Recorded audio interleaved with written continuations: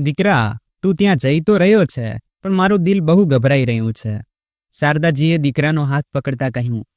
તેમની આંખોમાં ચિંતાની ઊંડાઈ સ્પષ્ટ દેખાઈ રહી હતી. અરે માં, તું આટલી ચિંતા કેમ કરે છે? અંશુએ હસીને કહ્યું.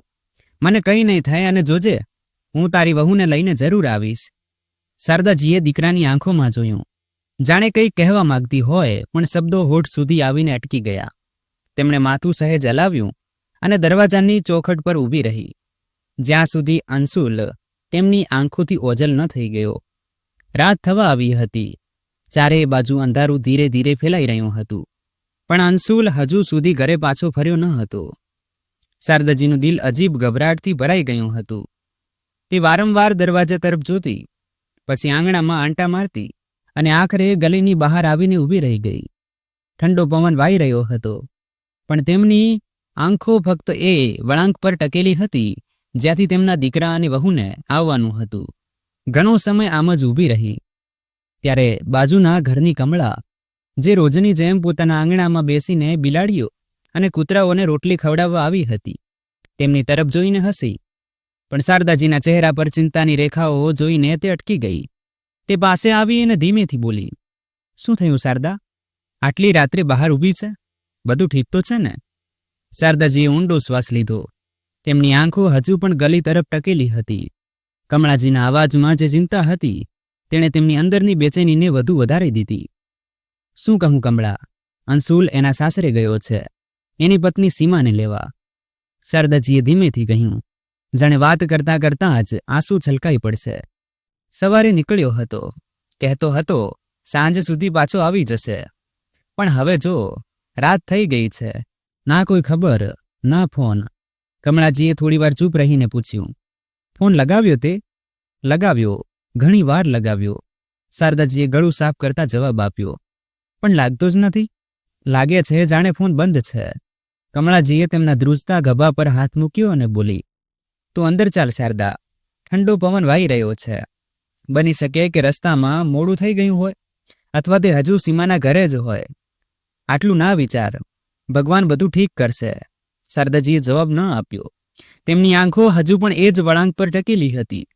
માનું દિલ છે કમળા, અજીબ અજીબ વિચારો આવે છે. ખબર નહીં કેમ, મન બહુ બેચેન છે.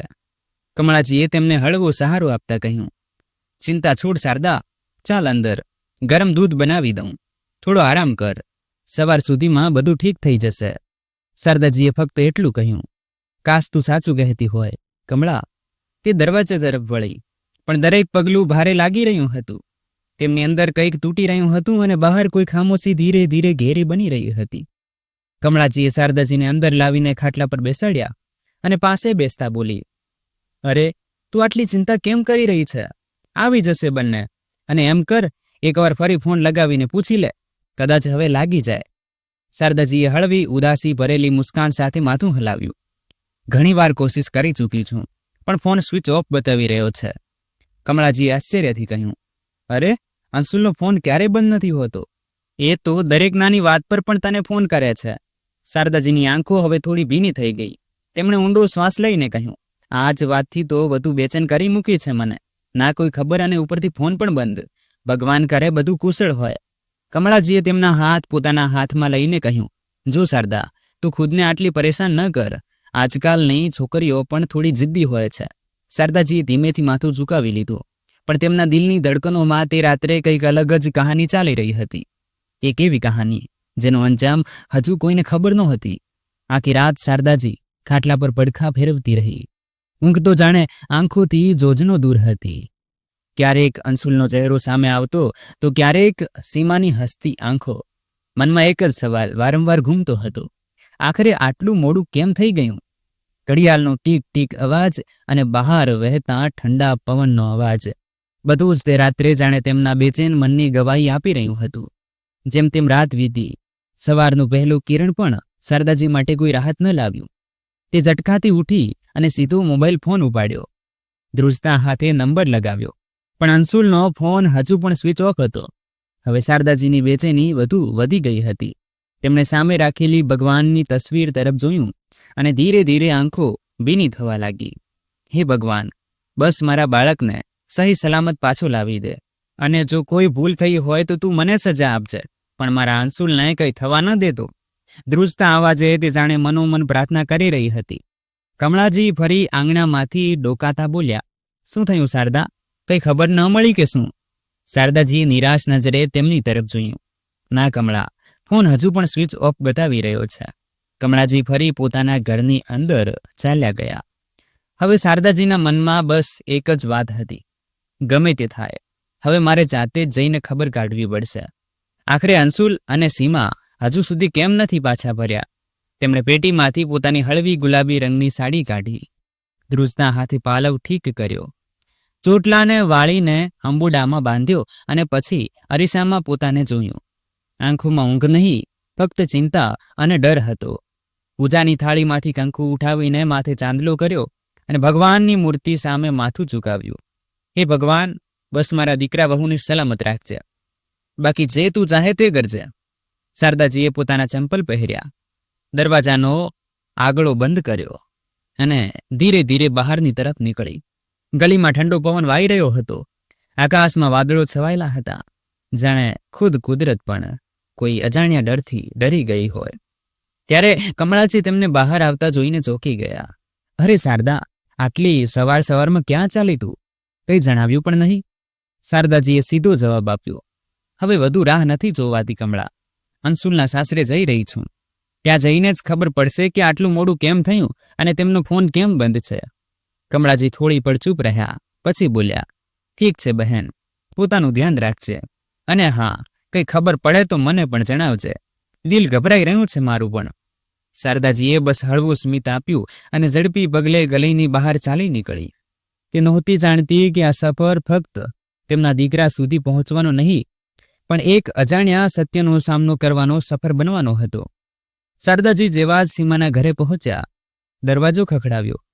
થોડી જ વારમાં અંદરથી સીમાનો નાનો ભાઈ મુકેશ દરવાજો ખોલતા બહાર આવ્યો.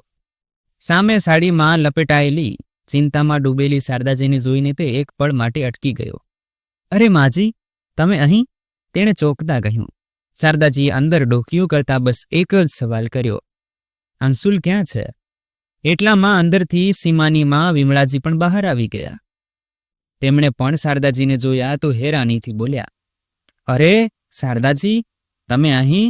બધું ઠીક તો છે ને? અચાનક કેમ આવું થયું? શારદાજીએ સીધું તેમની આંખોમાં જોતા કહ્યું, મારો દીકરો અંશુલ અહીં આવ્યો હતો સીમાને લેવા, પણ હજુ સુધી ઘરે નથી પહોંચ્યો અને તેનો ફોન પણ બંધ છે. જણાવો, ક્યાં છે તે? વિમળાજીએ માથા પર હાથ મૂક્યો, પછી બોલ્યા, જમાઈજી તો આવ્યા હતા ગઈકાલે સવારે, આખો દિવસ અહીં રહ્યા, પછી રાત્રે સીમાને લઈને નીકળી ગયા. થોડી પળ અટકીને ચિંતિત સ્વરમાં બોલ્યા, શું થયું? શું તે ઘરે નથી પહોંચ્યા હજુ સુધી? શારદાજીની આંખો પળભર માટે સૂની થઈ ગઈ. તેમણે ધીમેથી માથું હલાવ્યું અને કહ્યું, ના, અને આ જ વાત મને ખાઈ રહી છે. ના કોઈ ખબર, ના કોઈ ફોન. વિમળાજી અને મુકેશ બંને હવે ગંભીર થઈ ચૂક્યા હતા. શારદાજી, તમે બેસો, હું હમણાં ચા બનાવું છું, વિમળાજીએ કહ્યું. પણ શારદાજીએ હાથના ઈશારાથી રોકતા કહ્યું, ના વિમળાજી, પહેલા જણાવો, અંશુલ અને સીમા કાલે કેટલા વાગે નીકળ્યા હતા? શું તેમણે કંઈ જણાવ્યું હતું? વિમળાજીએ માથા પર ચિંતાની રેખાઓ સાથે જવાબ આપ્યો, હા શારદાજી, કાલે રાત્રે લગભગ 9 વાગે નીકળ્યા હતા. શારદાજીના શ્વાસ હવે વધુ તેજ થઈ ગયા હતા. તેમણે ઊંડી નજરથી વિમળાજીને જોયા અને કહ્યું, આટલી રાત્રે નીકળવું પણ શું જરૂરી હતું? ઓછામાં ઓછું એકવાર ફોન તો કરી દેવો હતો. મુકેશ, જે અત્યાર સુધી ચૂપચાપ ઊભો હતો, બોલ્યો, માજી, જીજાજીએ કહ્યું હતું કે રસ્તામાં ફોન કરશે. શારદાજીએ પાલવથી પોતાનો ચહેરો લૂંછ્યો અને ધીમેથી બોલી, મારું દિલ બહુ ગભરાઈ રહ્યું છે વિમળાજી, ખબર નહીં કેમ, લાગે છે કંઈ ઠીક નથી. વિમળાજીએ તેમનો હાથ પકડ્યો અને ધીમેથી કહ્યું, તમે ચિંતા ન કરો શારદાજી. વિમળાજીએ માથા પર હાથ રાખતા યાદ કર્યું અને બોલ્યા, અરે હા, તે તો અમારી સાથે જ ઓટોમાં બેઠા હતા. કહ્યું હતું કે સીધા ઘરે જઈ રહ્યા છે. શારદાજીની આંખો વધુ પહોળી થઈ ગઈ. તો પછી અત્યાર સુધી કેમ નથી પહોંચ્યા? અને ફોન પણ બંધ આવી રહ્યો છે. આ કોઈ સામાન્ય વાત નથી વિમળાજી. મુકેશે પણ માથું હલાવ્યું. હા માં, હવે તો ખરેખર ચિંતાની વાત છે. જો ઓટોમાંથી નીકળ્યા હતા તો આપણે તે સ્ટેન્ડ પર જઈને પૂછપરછ કરવી જોઈએ જ્યાંથી તેઓ ચડ્યા હતા. કદાચ કોઈ ડ્રાઈવર ઓળખી લે. વિમળાજીએ શારદાજીની આંખોમાં ચિંતાની ઊંડાઈ જોઈ. પછી તરત પોતાના દીકરા તરફ જોયું. મુકેશ બેટા, તું શારદાજી સાથે જા. શારદાજીએ કહ્યું. હા મુકેશ, ચાલ બેટા, હવે વધુ મોડું નથી કરવું જોઈતું. મુકેશ તરત તૈયાર થયો અને શારદાજી સાથે બહાર નીકળી ગયો. વિમળાજી દરવાજા સુધી તેમને મૂકવા આવ્યા. શારદાજીની સાડીનો પાલવ હવામાં લહેરાઈ રહ્યો હતો. તેમના ચહેરા પર ડર, ચિંતા અને એક અજીબ બેચેની હતી. તે વારંવાર મનોમન ભગવાનને યાદ કરી રહી હતી. હે પ્રભુ, બસ મારો દીકરો સહી સલામત હોય, જ્યાં પણ હોય, બસ તેની કોઈ ખબર મળી જાય. હવે તે બંને સીધા તે ઓટો સ્ટેન્ડ તરફ આગળ વધ્યા જ્યાંથી અંશુલ અને સીમાને જતા છેલ્લી વાર જોવામાં આવ્યા હતા. ઓટો સ્ટેન્ડ પર પહોંચીને શારદાજી અને મુકેશે આમ તેમ પૂછપરછ કરી, પણ કોઈને અંશુલ કે સીમા વિશે કંઈ પણ ખબર નહોતી.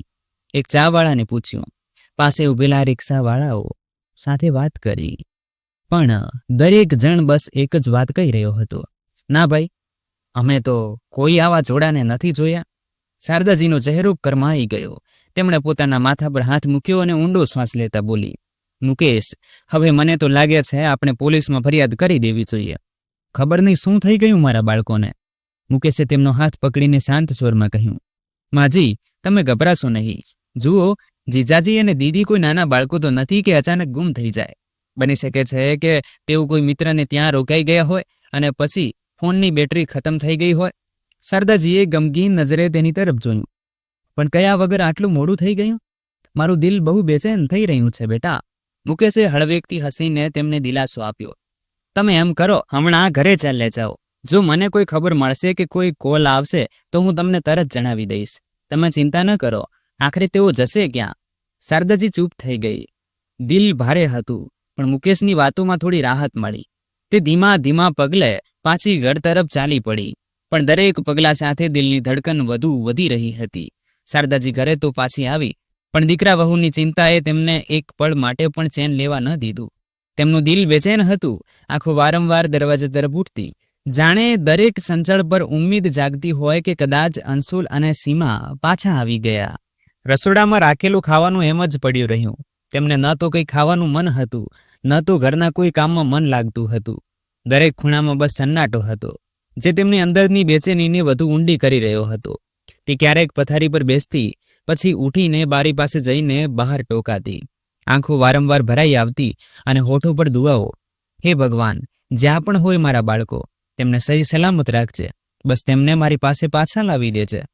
પણ સમય જાણે થંભી ગયો હતો. પછી અચાનક જ ખરાબ વિચારો મનમાં આવવા લાગ્યા. ક્યાંક રસ્તામાં કોઈ અકસ્માત તો નથી થઈ ગયો? કોઈએ કંઈ કરી તો નથી લીધું? શારદાજીનું દિલ જોર જોરથી ધડકવા લાગ્યું. પણ એ જ પળે તેમણે ખુદને સંભાળતા માથું ચટક્યું અને ખુદને જ કહ્યું, ના શારદા, એવું કંઈ નહીં થાય. મારો અંશુલ અને સીમા ઠીક છે. જરૂર કોઈ કારણ હશે, એટલે જ મોડું થયું છે. આવી જશે તેઓ. તેમના આંસુ રોકાઈ નહોતા રહ્યા, પણ તે પોતાની ઉમ્મીદને તૂટવા નહોતી દેતી.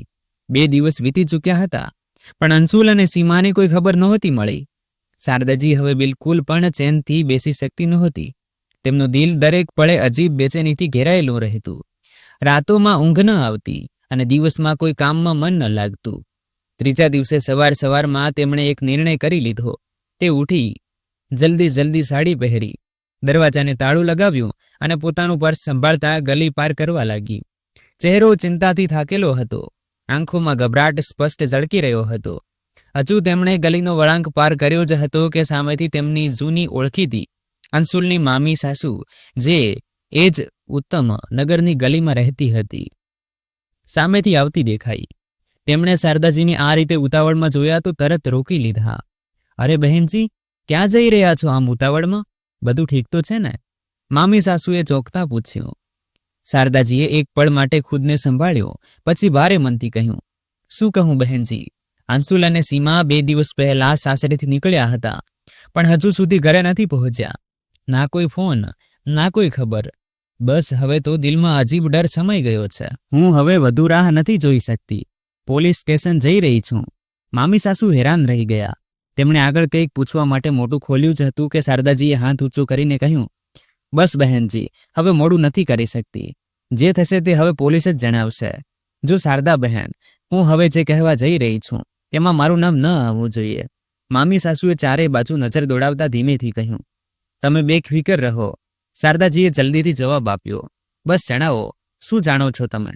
ત્યારે અંશુલની મામી સાસુએ આંખો ત્રાંસી કરતા કહ્યું, તમારા દીકરા વહુને તમારી વેવાણ અને અંશુલના શાળા મુકેશે જ ક્યાંક મોકલી દીધા છે, અહીંથી બહુ દૂર. આ સાંભળીને શારદાજીના તો જાણે હોશ ઉડી ગયા. તેમના શ્વાસ થંભી ગયા અને આંખો ફાટી રહી ગઈ. શું? તેમનું મોઢું ખુલ્લું ને ખુલ્લું રહી ગયું. શારદાજીની આંખો ફાટેલી ને ફાટેલી રહી ગઈ. તેમના ચહેરાનો રંગ ઉડી ગયો. અવાજ ધ્રુજતો નીકળ્યો. તમે શું કહી રહ્યા છો? વિમળાજી અને મુકેશે? પણ કેમ? આખરે કેમ મોકલ્યા તેમણે મારા દીકરા વહુને ક્યાંક દૂર? શારદાજીના શ્વાસ જાણે થંભી ગયા હતા. પણ ક્યાં મોકલ્યા છે એ તો જણાવો, તેમણે ધ્રુજતા અવાજે પૂછ્યું. મામી સાસુએ આમ તેમ જોયું, પછી ધીમા સ્વરમાં બોલી, ક્યાં મોકલ્યા છે હું નથી જાણતી, પણ એટલું જરૂર કહી શકું છું કે આ બધું બહુ પહેલાથી ચાલી રહ્યું હતું. તમારી વેવાણ અને તેમનો દીકરો મુકેશ બંને જ કંઈક છુપાવી રહ્યા છે. અને સાંભળો શારદા બહેન, તમારો દીકરો અંશુલ તે પણ આમાં મળેલો છે. શું? શારદાજી જાણે શૂન્ય રહી ગયા. ના, મારો અંશુલ આવું ન કરી શકે.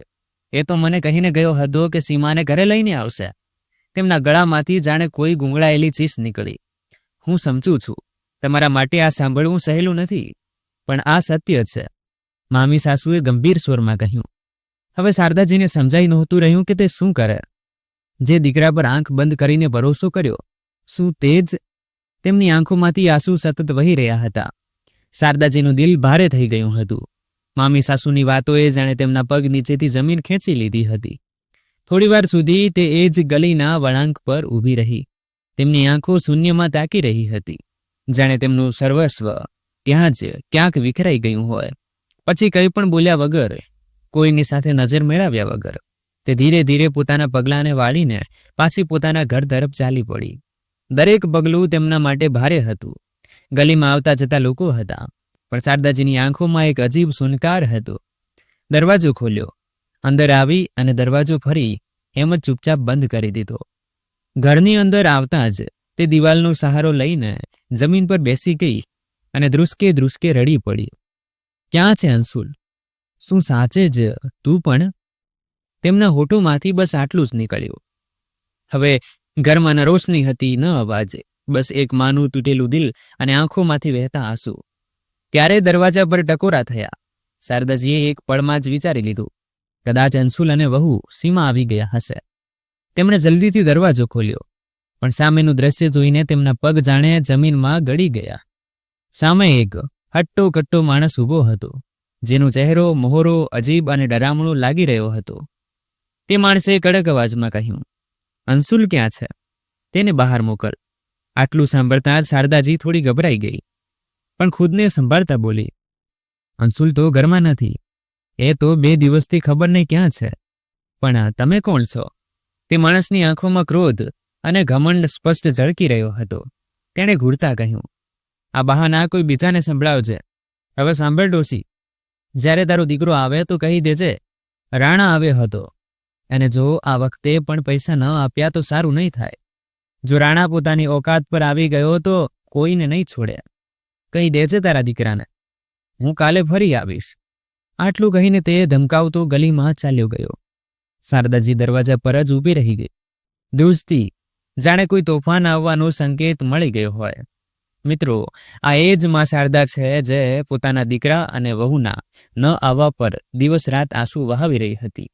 જેમનું દિલ દરેક પળે ગભરાયેલું રહેતું હતું, પણ તેમને આ સચ્ચાઈનો જરા પણ અંદાજો નહોતો કે તેમનો દીકરો અંશુલ દેવામાં ડૂબી ચૂક્યો છે. અને જ્યારે દેવાની રકમ હદથી વધુ વધી ગઈ તો અંશુલ અને સીમાની સાસુ વિમળાજી અને તેનો ભાઈ મુકેશ, એટલે કે અંશુલનો સાળો, બંને મળીને અંશુલ અને સીમાને ક્યાંક દૂર મોકલી દીધા. શારદાજીને કંઈ પણ જણાવ્યા વગર. રાણાના ગયા પછી શારદાજીની આંખો સામે જાણે એક ધૂંધળી તસવીર સાફ થવા લાગી. તેમને અચાનક 2 મહિના જૂની એક વાત યાદ આવી. એક દિવસ અંશુલ એક અજાણ્યા માણસને લઈને ઘરે આવ્યો હતો અને બોલ્યો, માં, મને થોડા પૈસા જોઈએ છે, એક નાનું કામ શરૂ કરવા માટે. આ મારો મિત્ર છે, મેં એની કમિટીમાં હિસ્સો રાખ્યો છે. બસ એક સહી કરી દે આ પેપર પર. શારદાજીએ દીકરાની વાત પર આંખ બંધ કરીને ભરોસો કર્યો અને તે કાગળ બરાબર વાંચ્યા વગર તેના પર સહી કરી દીધી. તેમને શું ખબર હતી કે તે પેપર ખરેખર એક કમિટીનો કાયદાકીય કરાર હતો, જેમાં સ્પષ્ટ લખ્યું હતું કે જો અંશુલ સમયસર કમિટીની રકમ ન આપી શક્યો તો તેની જવાબદારી તેની મા શારદાજીની રહેશે. અને થયું પણ એવું જ, કારણ કે અંશુલ અને સીમાએ તો કમિટીના બધા પૈસા પહેલા જ ઉપાડી લીધા હતા. હવે જ્યારે આપવાનો સમય આવ્યો તો તે બંને ગાયબ થઈ ગયા. ભૂતકાળની ઊંડાઈમાં ડૂબેલી શારદાજી જેવી જ પોતાની યાદોમાંથી બહાર નીકળી, બહારથી કોઈના અવાજે તેમને ચોંકાવી દીધા. શારદા, આ માણસ કોણ હતો અને આ રીતે ધમકી કેમ આપી રહ્યો હતો? આ અવાજ કમળાજીનો હતો, જે દરવાજા પર ઊભી બધું સાંભળી ચૂકી હતી. શારદાજીએ ભારે દિલથી તેમને અંદર બોલાવ્યા અને પછી જે કંઈ થયું હતું બધું વિસ્તારથી જણાવ્યું. જેમ જેમ કમળાજી સાંભળતી ગઈ તેમના ચહેરાનો રંગ ઉડતો ગયો. શું અંશુલ અને સીમાને વિમળાજી અને મુકેશે ક્યાંક મોકલી દીધા, અને તે પણ તારી સામે એવા ભોળા બનતા રહ્યા જાણે તેમને કંઈ ખબર જ ન હોય? કમળાજી અવિશ્વાસથી બોલી. પછી થોડીવાર રોકાઈને તેમણે ગંભીર સ્વરમાં કહ્યું, અને આ પૈસા જરૂર અંશુલે પોતાના સાસરાવાળાઓને આપ્યા હશે, નહીતર તે તેને આમ ચૂપચાપ ક્યાંક મોકલી દે. મને તો આ જ લાગે છે શારદા. શારદાજીની આંખોમાં આંસુ ભરાઈ આવ્યા. તેમણે ધીમા અવાજમાં કહ્યું, શું કહું હવે કમળા બહેન? જ્યારે મારો જ સિક્કો ખોટો નીકળ્યો તો બીજા પર શું આરોપ લગાવું? કમળાજીએ એમનો હાથ પકડ્યો અને દિલાસો આપવાની કોશિશ કરી, પણ શારદાજીની આંખોમાં હવે વિનાશ કરતા વધુ એક દર્દ સ્પષ્ટ ઝળકી રહ્યું હતું. એવું દર્દ જેને ફક્ત એક માં જ સમજી શકે છે. બીજા દિવસે શારદાજી પોતાના આંગણામાં બેઠી ચૂપચાપ કંઈક વિચારી જ રહી હતી કે ફરી એ જ હટ્ટો કટ્ટો માણસ દરવાજા પર આવી ધમક્યો. આ વખતે તેનું વલણ વધુ ઉગ્ર હતું. અબેઓ ડોસી, સમજ નથી પડતી શું વાત? કાલે કહ્યું હતું હજુ સુધી તારા છોકરાએ પૈસા નથી મોકલ્યા. શું સમજી રાખ્યું છે? તે ગાળોનો વરસાદ વરસાવતા દરવાજા પર બૂમો પાડવા લાગ્યો. શારદાજી, જે અત્યાર સુધી બધું સહન કરતી આવી હતી, આ વખતે ગુસ્સામાં ઊભી થઈ ગઈ. આંખોમાં આંસુ તો હતા, પણ અવાજમાં સખ્તાઈ હતી. બસ, બહુ થયું. તું વારંવાર આવીને મારા દરવાજા પર તમાશો કેમ કરી રહ્યો છે? સાફ સાફ કહે, કેટલા પૈસા લેવાના છે તારે? તે માણસે હોઠોમાં બીડી દબાવતા તીખું હાસ્ય હસ્યું. વધારે નહીં, બસ ₹1 લાખ. શારદાજીનું દિલ બેસી ગયું. ચહેરા પર એક પળ માટે ડર સ્પષ્ટ ઝળક્યો, પણ છતાં તે અડીખમ રહીને બોલી, મારો દીકરો તો 2 દિવસથી ગાયબ છે અને તું અહીં ઉઘરાણી માટે ઊભો છે? પૈસા જોઈએ છે ને? તો જા, શોધ તેને. અને હા, આગલી વખતે ગાળ દઈને ગયો ને તો સીધી પોલીસમાં ફરિયાદ કરીશ, સમજ્યો તું? તે માણસ થોડીવાર ઘૂરતો રહ્યો, પછી પોતાના ચંપલ પછાડતો બોલ્યો, હમણાં હું જાઉં છું, પણ હું પછી પૈસા લેવા જરૂર આવીશ. તે કહીને ચાલ્યો ગયો. પણ શારદાજીના મનમાં હવે ડર કરતાં વધુ ગુસ્સો હતો. મારો દીકરો શું કરી ગયો છે અને હવે મારે જ ભોગવવું પડી રહ્યું છે. શારદાજી તેના ગયા પછી જેવી જ દરવાજો બંધ કરવા લાગી ત્યારે અચાનક ફરીથી ટકોરા થયા. તેમણે ગભરાઈને દરવાજો ખોલ્યો અને સામે એક બીજો માણસ ઊભો હતો. ઉંમરમાં થોડો મોટો, ચહેરો ગંભીર, હાથમાં કેટલાક કાગળો લીધેલા. શારદા દેવી? તેણે સીધો સવાલ કર્યો. શારદાજીએ ધીમેથી માથું હલાવ્યું. હા, હું જ છું. હવે તમે કોણ? તે માણસ થોડા સખત લહેજામાં બોલ્યો, હું એ જ છું જેના કાગળો પર તમે 2 મહિના પહેલા સહી કરી હતી, યાદ છે? અંશુલે તમને કહ્યું હતું કે માં, આ બસ એક કમિટીના કાગળ છે. શારદાજી સામે જાણે અંધારું છવાઈ ગયું હોય. સામે ઊભેલા માણસે પોતાની ફાઇલમાંથી તે કાગળ કાઢ્યો અને શારદાજીની આંખો સામે લહેરાવ્યો. જુઓ માજી, આ રહ્યો એ પેપર. આ જુઓ, અહીં તમારી પોતાની સહી છે અને આમાં સાફ સાફ લખ્યું છે, જો અંશુલ કમિટીની રકમ સમયસર ન ચૂકવી શક્યો તો તેની માતા શ્રીમતી શારદા દેવી પૂરી જવાબદારી લેશે. શારદાજી ધ્રુજતા હાથે કાગળ પકડીને જોવા લાગી. મેં તો કંઈ સમજ્યા વગર સહી કરી દીધી હતી. મને નહોતી ખબર કે આદમીએ વાત કાપતા કહ્યું, કાગળ પર સહી છે મતલબ તમે જવાબદાર છો. હું છેલ્લા 1 મહિનાથી અંશુલને ફોન કરી રહ્યો છું, પણ તેનો મોબાઈલ બંધ છે. હવે જો તેણે કમિટી લીધી છે અને પૈસા નથી આપ્યા તો જવાબદારી તમારી છે. તમારો દીકરો 2 કમિટીમાંથી પૈસા લઈ ચૂક્યો છે અને ત્યાર પછી તેણે એક પણ હપ્તો નથી આપ્યો. હવે વ્યાજ સાથે જે રકમ બની રહી છે તે ₹75,000થી ઉપર છે. હવે જણાવો માજી, હવે શું કરશો? શારદાજીની આંખો ભરાઈ આવી. શું કરું હું? ક્યાંથી લાવું આટલા પૈસા? મારો દીકરો તો મને લૂંટીને ચાલ્યો ગયો. આદમીએ ઠંડો શ્વાસ લેતા કહ્યું, જુઓ માજી, હું સમજી શકું છું તમારું દુઃખ, પણ મને પણ ઉપરથી દબાણ છે. હું 2 દિવસ વધુ આપું છું તમને. આટલું કહીને તે માણસ ચાલ્યો ગયો અને શારદાજી ત્યાં જ દરવાજા પાસે બેસી રહી ગઈ. એક માં જે દીકરાની ચિંતામાં રડતા રડતા હવે તેની ભૂલની સજા ભોગવવા મજબૂર હતી. શારદાજીની આંખોમાં આંસુ થંભવાનું નામ જ નહોતા લઈ રહ્યા.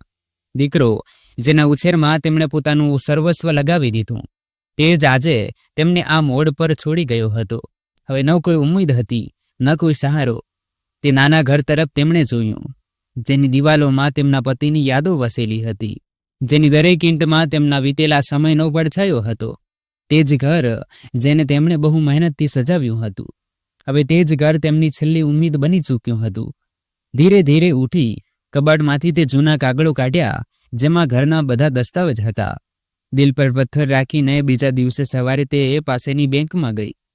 ત્યાં બેસીને ધીમા અવાજમાં અધિકારીને કહ્યું, મને મારા ઘરના બદલે લોન લેવી છે. બેંક અધિકારીએ દસ્તાવેજ ધ્યાનથી જોયા, એક એક પાનું પલટાવતા જોયું. શારદાજી બેચેનીથી તેની આંખોના હાવભાવ વાંચવાની કોશિશ કરી રહી હતી. થોડીવાર પછી તે અધિકારી ગંભીર સ્વરમાં બોલ્યો, માફ કરજો માતાજી, પણ તમારા દસ્તાવેજ અધૂરા છે. ઘરના નામનો દાખલ કમીનો દાખલો, મ્યુટેશન પેપર નથી અને વીજળીનું બિલ પણ કોઈ બીજાના નામ પર છે. આ સ્થિતિમાં અમે તમને લોન ન આપી શકીએ. શારદાજીની ઉમ્મીદ જાણે કોઈએ એક ઝટકામાં તોડી નાખી. તેમણે ધ્રુજતા અવાજે કહ્યું, બેટા, મારી પાસે તો બસ આ જ ઘર છે અને તે પણ મારા પતિની દેન છે. બેંક અધિકારીએ સહાનુભૂતિથી જોયું, પણ નિયમોની મર્યાદામાં બંધાયેલો હતો.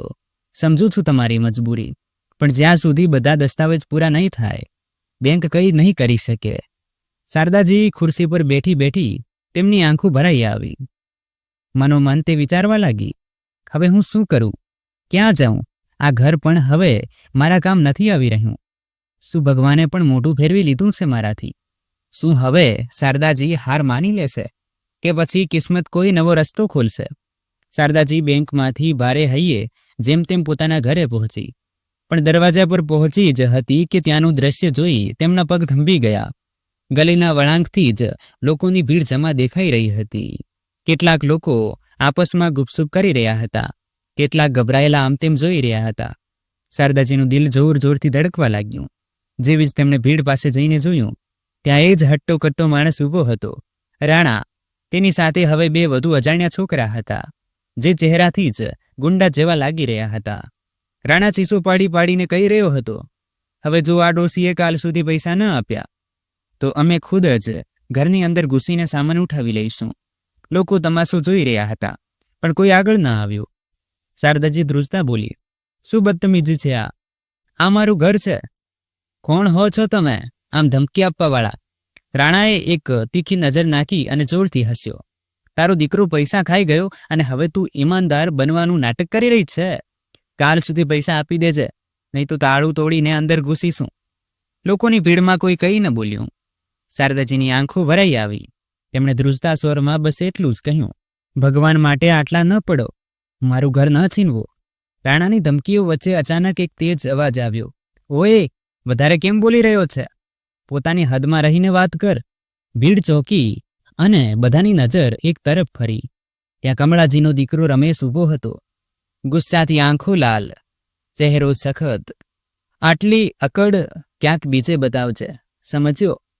એકલી આંટીજીને જોઈને જે મોઢામાં આવે બોલી રહ્યો છે. હવે કહે, કેટલા પૈસા લેવા આવ્યો છે? રમેશ રાણાની આંખોમાં આંખો નાખીને બોલ્યો. રાણા થોડું ખચકાયો, પણ એટીટ્યુડમાં બોલ્યો, તું વચમાં ન પડ, જે ઉધાર છે તે ચૂકવવું પડશે. 1 લાખનો હિસાબ છે. રમેશ આગળ આવીને બોલ્યો, હિસાબ કિતાબ પછી થશે, પણ ગલીમાં ઊભા રહીને બૂમો પાડવાની જરૂર નથી. આ અમારી શારદા આંટી છે, અને હા, જો આગલી વખતે કોઈ ગુંડાને લઈને આવ્યો ને તો તારા વિરુદ્ધ પોલીસમાં રિપોર્ટ નોંધાવીશ. ભીડમાં થોડો સળવળાટ થયો. હવે લોકો પણ હિંમત ભેગી કરી રહ્યા હતા. રાણાએ માહોલ પામી લીધો અને આંખો તરાડતા બોલ્યો, ઠીક છે, હું કાલ સાંજ સુધી રાહ જોઈ રહ્યો છું, નહીતર જોઈ લેજે. તે પોતાના સાથીઓ સાથે ગલીમાંથી નીકળી ગયો. શારદાજી હજુ પણ સ્તબ્ધ હતી, આંખો ભીની હતી. રમેશે પાસે જઈને ધીમેથી કહ્યું, શારદા આંટી, તમે એકલા નથી. રમેશ તો ચાલ્યો ગયો, પણ શારદાજીને હવે સમજાઈ ગયું હતું કે કોઈ નહીં આવે મદદ માટે.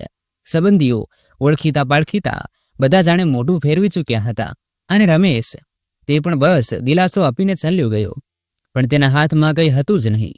સાંજ ઢળવા લાગી હતી. ઘરની દિવાલો પર પડતી પરછાઈઓ વધુ ઘેરી થઈ ગઈ હતી. શારદાજી એક ખૂણામાં બેઠી તે ઘરને જોઈ રહી હતી. તે જ ઘર જે તેમના પતિની છેલ્લી નિશાની હતું. પછી તેમણે ધીરેથી ખુદને કહ્યું, હવે આ ઘરને જ ગીરવે મૂકવું પડશે. બીજી સવારે તેમણે દસ્તાવેજો ફરીથી ભેગા કર્યા અને આ વખતે સીતા એક પ્રાઇવેટ શાહુકાર પાસે પહોંચી. ત્યાં એક આધેડ ઉંમરનો માણસ ખુરશી પર બેઠો હતો. જેણે પહેલા તો કાગળ જોયા, પછી શારદાજીની હાલત. તો આપ ઘર ગીરવે રાખીને 1.5 લાખ લેવા માંગો છો? તેણે થોડો રૂક્ષ લહેજો અપનાવતા કહ્યું, હાજી, બસ થોડા દિવસની વાત છે. જેવો દીકરો પાછો આવશે બધું ચૂકવી દઈશું. શારદાજીએ ભરાયેલા ગળે કહ્યું. શાહુકાર તેમની હાલતનો ફાયદો ઉઠાવતા હસતા બોલ્યો, જુઓ અમ્મા, હાલત તો તમારી ખરાબ છે. હું ₹1.5 લાખ સુધી આપી શકું છું, પણ એક શરત પર. કેવી શરત? શારદાજીએ ધડકતા દિલથી પૂછ્યું. ઘર 2 માળનું છે ને? તમે નીચે રહો છો, ઉપરનો માળ ખાલી છે. તમે ઉપરનો હિસ્સો ગીરવે મૂકી દો. જ્યાં સુધી પૂરા પૈસા વ્યાજ સમેત પાછા નહીં આપો ત્યાં સુધી તેના પર મારો કબજો રહેશે. શારદાજી પાસે કોઈ ચારો નહોતો. આંસુ આંખોમાંથી ટપકી પડ્યા, પણ દિલ પર પથ્થર રાખીને કાગળો પર સહી કરી દીધી. શાહુકાર એક મોટી રકમનું પરબીડિયું કાઢીને તેમના હાથમાં પકડાવ્યું. હા લો, 1.5 લાખ, અને યાદ રહે, 3 મહિનામાં પૈસા નહીં ચૂકવ્યા તો ઉપરના માળ પર મારો હક હશે. શારદાજીએ કંઈ પણ કહ્યા વગર પરબીડિયું ઉઠાવ્યું અને ભારે પગલે પોતાના ઘર તરફ વધી. શારદાજી ભારે મનથી ઘરે પાછી ફરી. તેમની સાથે રમેશ, કમળાજીનો દીકરો પણ હતો. પરબીડિયામાં રાખેલી નોટોને તેમણે ધ્રુજતા હાથે કાઢી અને 2 ભાગમાં વહેંચી દીધી. એકમાં ₹1 લાખ, બીજો ભાગ ₹50,000નો. થોડી વારમાં દરવાજા પર ફરી એ જ છે રૂઆબદાર ટકોરા થયા. રાણા આવ્યો છે, એ જ ગરજતી અવાજ સંભળાઈ. રમેશે દરવાજો ખોલ્યો. રાણા કેટલાક વધુ છોકરાઓ સાથે ઊભો હતો, પણ આ વખતે તેના તેવર પહેલા જેવા નહોતા, કારણ કે તેને અંદાજો હતો કે હવે વાત સીતા પૈસાની છે. શારદાજીએ કોઈ વાત કર્યા વગર ચૂપચાપ પરબીડિયું તેની તરફ વધાર્યું. હાલો તમારા પૂરા ₹1 લાખ. હવે ફરીવાર આ દરવાજા પર આવવાની જરૂર નથી.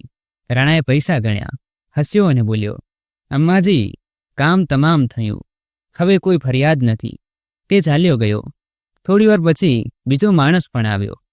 એ જ જેની કમિટીમાં શારદાજીએ અંશુલના કહેવા પર સહી કરી હતી.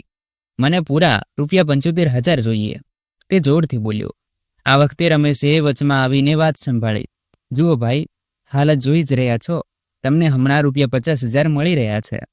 બાકીની બચેલી રકમ જો માફ કરી શકો તો થોડી ઇન્સાનિયત બતાવો, કારણ કે જે કમિટી હતી તે ખરેખર ધોખાથી કરાવાઈ હતી.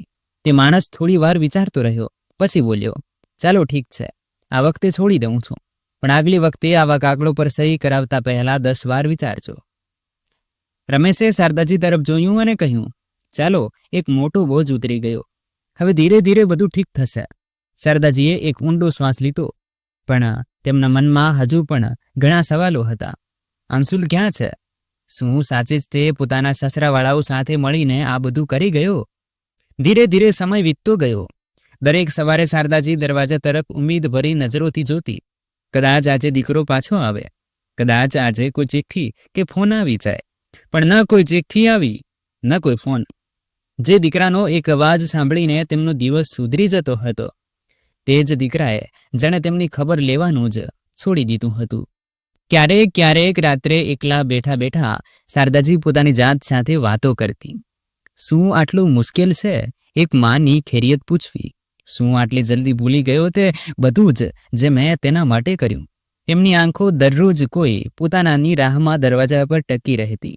પણ દીકરો જે ક્યાંક દૂર પોતાના જીવનમાં ગૂંચવાયેલો હતો, કદાચ એ પણ ભૂલી ચૂક્યો હતો કે તેની માં હવે એકલી છે અને બેસહારા પણ.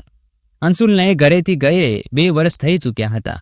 શારદાજી હવે પોતાના પેન્શનથી જ કોઈક રીતે પોતાનો ગુજારો કરી રહી હતી. 2 ટંકની રોટલી અને દવાઓના ખર્ચા જાણે હવે તેમનું પૂરું જીવન બની ચૂક્યું હતું. આંખોમાં એક ઉમ્મીદ હજુ પણ બાકી હતી કે એક દિવસ અંશુલ પાછો ફરશે. માફી માંગશે અને પોતાની માને ફરીથી ગળે લગાવશે. દર મહિને પેન્શન આવતું. તે પહેલા વીજળી પાણીનું બિલ ભરતી, પછી થોડું રાશન લાવતી અને જે બચતું તેમાં થોડું થોડું જોડીને દર મહિને કંઈક બચત કરતી. તે નાનકડો ગલ્લો જે હવે મંદિર પાસે રાખેલો રહેતો હતો, તેમાં તેમનું સપનું બંધ હતું, દીકરાને મળવાનું સપનું. સાંજે અવારનવાર તે પોતાના જૂના આલ્બમ કાઢતી અને તસવીરોમાં ખોવાઈ જતી. અંશુલની બાળપણની મુસ્કાન, સ્કૂલ યુનિફોર્મમાં ખેંચાવેલી તસવીરો, તેની સાદીની તસવીરો, અને પછી ચૂપચાપ પોતાની સાડીના પાલવથી આંસુ લૂંછી લેતી. પણ આજની સાંજ કંઈક અલગ હતી. મંદિરમાં દીવો કર્યા પછી જેવી જ તે આંગણામાં બેઠી, દરવાજા પર ધીમા ટકોરા થયા. તેમની ધડકણ તેજ થઈ ગઈ. કોણ હોઈ શકે આ સમયે? શારદાજીની આંખોમાં ચમક પાછી આવી હતી. 2 વર્ષ પછી તેમનો દીકરો અને વહુ તેમની સામે ઊભા હતા. અંશુલ, બેટા, શબ્દો જાણે અટકી અટકીને ગળામાંથી નીકળી રહ્યા હતા. તેમણે આગળ વધીને દીકરાને ગળે લગાવી લીધો અને પછી વહુ સીમાને પણ પોતાના સીનાથી લગાવી લીધી. 2 વર્ષની એ તડપ જાણે એક પળમાં ઠંડી થઈ ગઈ હતી. શારદાજીએ બહુ પ્રેમથી કહ્યું, બેસો, હું તમારા માટે ખાવાનું પીરસું છું. મેં ખીચડી અને બટાકા ટમેટાનું શાક બનાવ્યું છે. તને તો બાળપણથી પસંદ છે ને બેટા? સીમા પણ હસીને બોલી, હા મમ્મીજી, બહુ ભૂખ લાગી છે. ખાવાની થાળીમાં જાણે તેમણે પોતાનો પૂરો પ્રેમ પીરસી દીધો હતો. સીમા પણ આ વખતે બહુ વિનમ્રતાથી વાત કરી રહી હતી, જાણે કંઈ થયું જ ન હોય. ન કોઈ દૂરી, ન કોઈ ફરિયાદ. પણ શારદાજીના મનમાં જે સવાલ હતો તે તો ત્યાં જ અટકેલો હતો. તેમણે ખાવાનું પીરસતા ધીમા સ્વરમાં પૂછ્યું, બેટા, તમે બંને અચાનક ક્યાં ચાલ્યા ગયા હતા અને જણાવ્યા વગર 2 વર્ષ સુધી કોઈ ખબર સુદ્ધા ન દીધી? અંશુલે તરત વાત કાપતા કહ્યું, માં, હમણાં રાત ઘણી થઈ ગઈ છે અને અમે બંને બહુ થાકી ગયા છીએ. વાત કરીએ છીએ સવારે. બસ હમણાં આરામ કરવા દો. શારદાજીએ કંઈ ન કહ્યું, બસ એક ફીકી મુસ્કાન આપીને માથું હલાવી દીધું.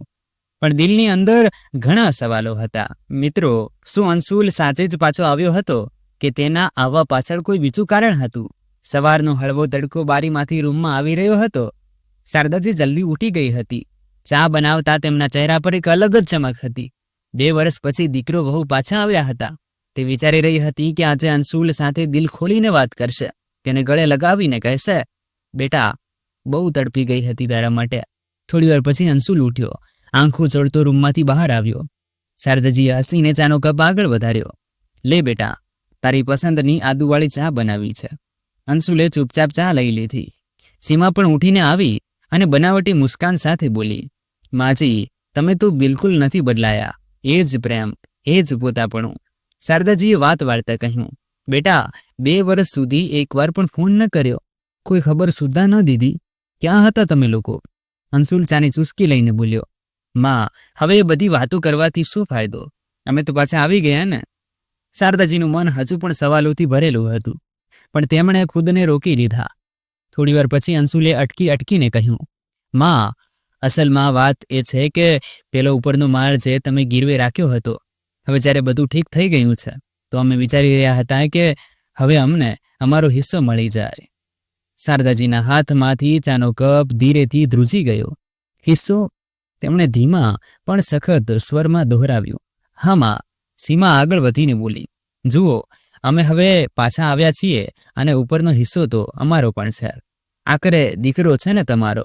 શારદાજી થોડી પળ સુધી ચૂપ રહી, પછી બોલી, બેટા, હક પહેલા ફરજ નિભાવવામાં આવે છે અને ફરજ નિભાવ્યા વગર કોઈ પણ હિસ્સો ફક્ત કાગળોમાં હોય છે, દિલોમાં નહીં.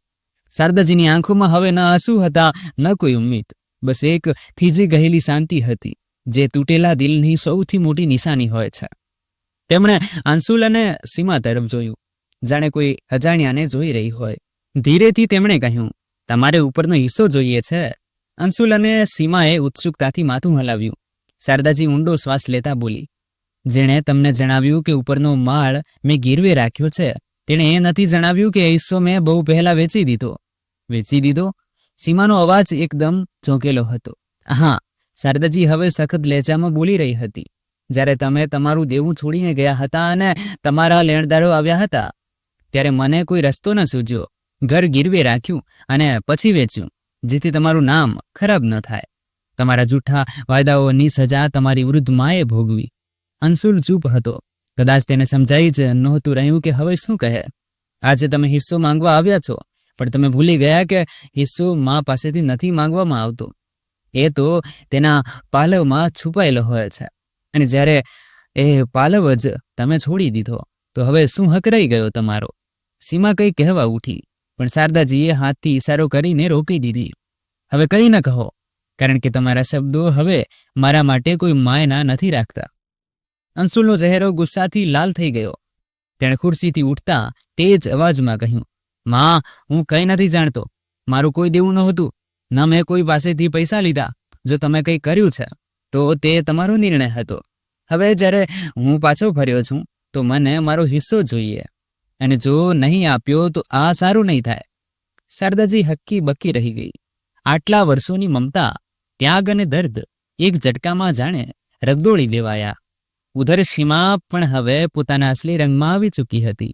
આંખો તરાડતી બોલી, હા, અમને અમારો હિસ્સો જોઈએ. શારદાજીનું દિલ જાણે ટુકડે ટુકડા થઈ ગયું. તે સ્તબ્ધ રહી ગઈ. થોડી પળ માટે તેમની આંખો અંશુલના ચહેરા પર ટકી ગઈ. શું આ એ જ દીકરો હતો જે ક્યારેક તેમના પાલવથી લપાઈને કહેતો હતો, માં, હું ક્યારેય તમને એકલા નહીં છોડું? શું આ એ જ બાળક હતું જેના માટે તેમણે પોતાની આખી જિંદગી કુરબાન કરી દીધી હતી? ઊંડો શ્વાસ લેતા તેમણે ખુદને સંભાળ્યું અને ઠંડા પણ દ્રઢ અવાજમાં બોલી, તમારો હિસ્સો જોઈએ છે તો સાંભળો. જે દિવસે તમે આ ઘરથી મોઢું ફેરવ્યું હતું તે દિવસથી તમારો આ ઘરમાં કોઈ હિસ્સો નથી બચ્યો. આ ઘર હવે મારું છે. અંશુલ કંઈક બોલવા ગયો, પણ શારદાજીએ હાથ ઊંચો કરીને તેને રોક્યો. જો કાયદાની વાત કરવી છે તો અદાલત ચાલ્યા જજો, પણ માના દિલમાં હિસ્સા નથી હોતા. ત્યાં ફક્ત મોહ હોય છે, અને તે તમે ક્યારનો ખોઈ દીધો છે. અંશુલે જ્યારે જોયું કે માં ટસથી મસ નથી થઈ રહી તો તેણે ગુસ્સામાં પણ ચતુરાઈથી કહ્યું, ઠીક છે માં, જો હિસ્સો નથી આપવો તો ન આપો, પણ હવે અમે અહીં જ રહીશું, આ જ ઘરમાં. એ જ અમારો હક છે. આપ ચાહો કે ન ચાહો, અમે અહીં જ રહીશું. શારદાજી ચૂપચાપ ઊભી હતી. તેમની આંખોમાં એ ઠહરાવ હતો જે તોફાનોને પણ શાંત કરી દે. પછી એક લાંબો શ્વાસ લઈને તેમણે બહુ શાંત પણ સખત લહેજામાં કહ્યું, ઠીક છે અંશુલ, તમે અહીં રહી શકો છો. આ ઘર હજુ મારું છે અને મારા રહેતા કોઈને બહાર નહીં કાઢવામાં આવે. પણ એક વાત કાન ખોલીને સાંભળી લો, ક્યારેય પણ ફરીવાર હિસ્સાની વાત પોતાની જીભ પર ન લાવતા, નહીતર મારાથી ખરાબ કોઈ નહીં હોય. સીમા કંઈક બોલવા ગઈ, પણ શારદાજીની આંખોની ઊંડાઈ અને અવાજની ઠંડકમાં એવું કંઈક હતું કે તે અટકી ગઈ. આખો રૂમ એક પળ માટે સન્નાટામાં ડૂબી ગયો. હવા જાણે થંભી ગઈ હતી. પછી શારદાજીએ રસોડા તરફ રૂખ કર્યો અને બોલી, ભૂખ લાગી હોય તો ખાવાનું બનેલું છે. અંશુલ અને સીમાને ઘરે પાછા ફર્યાને હવે 7 દિવસ થઈ ચૂક્યા હતા. રાતના લગભગ 10 વાગી ચૂક્યા હતા. શારદાજી પોતાના રૂમમાં ચૂપચાપ બેઠી હતી. મનમાં સેંકડો સવાલો, દર્દની લહેરો વારંવાર ઉઠી રહી હતી. ત્યારે દરવાજો જોરથી ધક્કો ખાઈને ખુલ્યો. અંશુલ લથડતો ઘરમાં ઘૂસ્યો. શરાબના નશામાં ધૂધ, આંખો લાલઘૂમ હતી. માં, ખાવાનું ક્યાં છે? તેણે ઊંચા અવાજમાં કહ્યું. શારદાજીએ જોયું અને સમજી ગઈ કે આ એ દીકરો નથી જેને તેમણે ઉછેર્યો હતો. તે કંઈ કહે તે પહેલા જ અંશુલ ઊંચા અવાજમાં બૂમો પાડવા લાગ્યો, તું સમજે છે શું પોતાને? તારું આ ઘર છે, પણ હવે આ અમારું પણ છે. હક છે અમારો. શારદાજી ચૂપ રહી, પણ તેમના આંસુ વહેવા લાગ્યા. ત્યારે સીમા પણ બહાર આવી અને બોલી, દરેક વાતમાં બસ અમને સંભળાવે છે, જાણે અમે કંઈક ખોટું જ કરી રહ્યા હોઈએ. ક્યારેક પોતાની ભૂલ પણ જુઓ. અમને કેમ નથી આપતી ઘરનો હિસ્સો? તેની વાતોમાં કટાક્ષ હતો, કડવાશ હતી, અને એક વહુનો તે આદર ક્યાંય નહોતો જે એક મા માટે હોવો જોઈએ. શારદાજી હજુ કંઈ બોલે એ જ વખતે અંશુલે પોતાની મા પર જેવો જ હાથ ઉઠાવ્યો ત્યારે શારદાજીએ એક જોરદાર થપ્પડ અંશુલના ગાલ પર મારી દીધી. શારદાજીની આંખોમાં હવે આંસુ નહીં પણ આગ હતી. તેમણે ગુસ્સામાં કહ્યું, જે દીકરાને મેં ચાલતા શીખવ્યું આજે એ જ મારા પર હાથ ઉઠાવશે? મારી જિંદગીની સૌથી મોટી ભૂલ એ જ હતી કે તારા પર વિશ્વાસ કર્યો. તે સીધી રૂમમાં ગઈ. અંશુલ અને સીમાનો બેગ ઉઠાવ્યો, દરવાજો ખોલ્યો અને બહાર ફેંકી દીધો અને બોલી, આજ પછી આ ઘરમાં તમારો કોઈ હક નથી. જાઓ, નીકળી જાઓ મારા ઘરમાંથી, અને ક્યારેય પાછા ફરીને ન આવતા. આજથી મારે કોઈ દીકરો નથી. અંશુલ કંઈ કહે તે પહેલા શારદાજીએ દરવાજો તેના મોઢા પર જોરથી બંધ કરી દીધો. આટલું સાંભળતા જ આખા મહોલ્લાના લોકો ઘરની બહાર જમા થઈ જાય છે. કોઈ બારીમાંથી ડોકાઈ રહ્યું હતું, કોઈ દરવાજા પાસે ઊભા રહીને કાનાખુશી કરી રહ્યું હતું. અરે, આ અંશુલ છે ને? આ તો બહુ સીધો સાદો છોકરો હતો, એવું શું થઈ ગયું આની સાથે? અરે, જ્યારથી આના લગ્ન થયા છે ને, બસ ત્યારથી બદલાઈ ગયો છે. વહુના કહેવા પર જ માને છોડીને ભાગ્યો હતો. જો વહુમાં થોડી પણ સમજ હોત તો પોતાના પતિને માની વિરુદ્ધ ક્યારેય ન કરત. એક જ દીકરો અને એ જ આવો નીકળ્યો. દુઃખ તો શારદાજીને બહુ થયું હશે.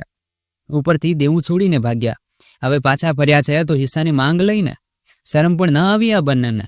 શારદાજી પાછી વળી અને અંદર ચાલી ગઈ. દરવાજો હજુ પણ બંધ હતો. સીમા અને અંશુલ ત્યાં જ ઊભા રહી ગયા, સ્તબ્ધ, ક્રોધિત અને હેરાન. તેમને લાગ્યું હતું કે બે આંસુ વહાવીને, થોડું પોતાપણું બતાવીને બધું ફરીથી પામી લેશે. પણ તેમને નહોતી ખબર કે માની મમતાને જેટલી સિંચવામાં આવે છે તેટલી જ તે મજબૂત પણ બની જાય છે. શારદાજી રૂમના એક ખૂણામાં બેસી ગઈ. તેમની આંખોમાંથી હવે આંસુ નહોતા. જે સ્ત્રીએ 2 વર્ષ સુધી દીકરાના પાછા ફરવાની દુઆ કરી, તે જ સ્ત્રી આજે તે દીકરાના પાછા આવવા પર ખુદને સૌથી એકલી મહેસૂસ કરી રહી હતી. અંશુલ ઘરની બહાર જ ઊભો રહી ગયો. તેની આંખોમાંથી આંસુ વહેવા લાગ્યા. તે દરવાજા પાસે હાથ જોડીને ઊભો રહી ગયો. માં, એકવાર વાત તો કરી લો માં, ભૂલ થઈ ગઈ, માફ કરી દો. સીમા, જે હજુ પણ અકળમાં ચૂપચાપ એક બાજુ ઊભી હતી, બોલી, હવે રહેવા દો, ચાલો અહીંથી. ઘણીવાર સુધી અંશુલ ત્યાં જ ઊભો રહ્યો, પણ અંદરથી કોઈ જવાબ ન આવ્યો. આખરે ભારે પગલે તે બંને પાછા ભર્યા. પાછળ છૂટી ગયો એક બંધ દરવાજો અને એક તૂટેલો સંબંધ. સવારનો હળવો તડકો બારીમાંથી રૂમમાં દસ્તક દઈ રહ્યો હતો. રાતની ખામોશીમાં ભરેલો ખાલીપો હવે ઉજાલા સાથે થોડી હરકત લેવા લાગ્યો હતો. શારદાજી હજુ સુધી પોતાની ખુરશી પર બેઠી હતી ત્યારે દરવાજાની ઘંટડી વાગી. શારદાજીએ ઉઠવાની કોશિશ કરી, પણ થકાવટ અને રાતની વાતો હજુ સુધી શરીરમાં બોજ બની હતી. કોઈક રીતે તે દરવાજા સુધી પહોંચી અને ખોલ્યો. સામે કમળાજી ઊભા હતા, હાથમાં દૂધની થેલી, આંખોમાં ચિંતા અને અવાજમાં એ જ જૂનું પોતાપણું. શારદા, આહા, કેવી હાલત બનાવી રાખી છે તે. કમળાજીએ કોઈ ઔપચારિકતા વગર સીધા અંદર આવતા કહ્યું. શારદાજી કંઈ કહી ન શકી, બસ હળવી મુસ્કાન સાથે દરવાજો બંધ કરી દીધો. કમળાજીએ રસોડામાં જઈને ઝટપટ ચા ચડાવી અને બિસ્કિટ કાઢીને ટ્રેમાં રાખ્યા. પછી ખુરશી પાસે આવી અને બોલી, હવે બહુ થયું. કાલ રાત્રે શું થયું બધું સાંભળી ચૂકી છું પાડોશીઓ પાસેથી. હું કાલે લગ્નમાં ગઈ હતી, નહીં તો કાલે જ સીધા કરી દે તારા દીકરા વહુને. હવે તું એકલી નહીં રહે, જે થઈ ગયું તે થઈ ગયું. હવે તું મારી સાથે ચાલશે, થોડા દિવસ તો ઓછામાં ઓછું. શારદાજીએ માથું ઝુકાવીને કહ્યું, કમળા, ઘર મારું છે, યાદો પણ મારી છે, હું અહીં જ રહીશ, પણ તું રોજ આવી જજે, બસ તારી જરૂરત બહુ છે હવે. કમળાજીની આંખો ભરાઈ આવી. તેમણે શારદાજીનો હાથ પકડ્યો અને બોલી, તું નથી સમજતી, તારા જેવી સહેલીની જરૂરત હવે મને પણ છે. હવે આપણે બંને મળીને એકબીજાનો સાથ દઈશું, હે ને? શારદાજીએ પહેલી વાર પૂરા દિલથી હસીને માથું હલાવ્યું. સંબંધો જો સમયસર સંભાળવામાં ન આવે તો પસ્તાવાની પણ કોઈ જગ્યા નથી બચતી. જે દિલ એકવાર તૂટી જાય છે તે દરેક સંચળ પર દરવાજો નથી ખોલતું. મિત્રો, શું શારદાજીએ જે કર્યું તે સાચું હતું? તમારી રાય અમારા માટે બહુ અગત્યની છે. શું એક માને પોતાના દીકરાને આમ દરવાજેથી પાછો મોકલી દેવો જોઈએ કે માફીનો એક વધુ મોકો આપવો જોઈએ? તમારી રાય નીચે કોમેન્ટ બોક્સમાં જરૂર જણાવો. તમને આ કહાની કેવી લાગી? જો સારી લાગી હોય તો વિડીયોને લાઇક કરો અને ચેનલને સબસ્ક્રાઇબ જરૂર કરો. મિત્રો, ભાઈઓ તથા મારી બહેનો, આપણી વિડીયો જ્યાંથી પણ તમે જુઓ છો, કોમેન્ટમાં તમારા શહેર અને રાજ્યનું નામ જરૂર જણાવજો. મને તમારી કોમેન્ટ વાંચવામાં બહુ આનંદ આવે છે અને હું એ બધાનો ખૂબ ખૂબ આભાર માનું છું જે લોકો મારી વિડીયોને પૂરી જુએ છે, લાઇક કરે છે અને શેર કરે છે. જો તમને આજની વાર્તા પસંદ આવી હોય તો વિડીયોને જરૂર લાઇક કરજો અને તમારા મિત્રો સાથે શેર પણ કરજો. અને હા, જો તમે હજી સુધી આપણી ચેનલને સબસ્ક્રાઇબ નથી કરી તો જરૂર સબસ્ક્રાઇબ કરી લો. મળીએ છીએ આપણે આપણી કાલની એક વધુ નવી રસપ્રદ વાર્તા સાથે. મારા પર હંમેશા તમારો પ્રેમ અને સ્નેહ બનાવી રાખો. બધાને મારા પ્રેમ ભર્યા નમસ્કાર. મિત્રો, ખુશ રહો, સ્વસ્થ રહો, મસ્ત રહો.